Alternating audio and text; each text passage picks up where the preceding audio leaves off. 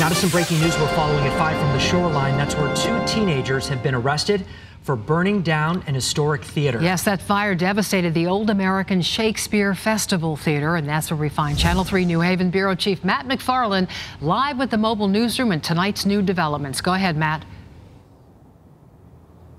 Well, Denise and Mark, these teenagers here in Stratford facing a number of charges for their alleged involvement in a few fires here in Stratford, but this one by far the biggest, destroying the old Shakespeare Festival Theater that used to stand here, which was once a Connecticut landmark.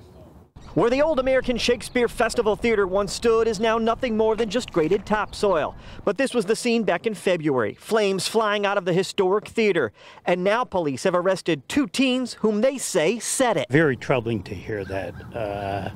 You know, I'd like to think the youth in town has better things to do than go around setting fires. The teens who live in town are facing a number of charges, including arson, burglary, criminal trespass, reckless endangerment, conspiracy to commit arson, and criminal mischief. It's devastating.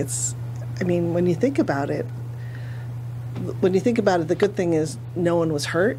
The bad thing was that there was a lot of destruction, and people were emotionally impacted. Built in the 1950s, the theater was a popular spot with famous actors from Katharine Hepburn, James Earl Jones, and Christopher Plummer gracing its stage. It eventually closed in the 1980s, with the state taking over the land, eventually turning it over to Stratford in 2005. A real loss for the town.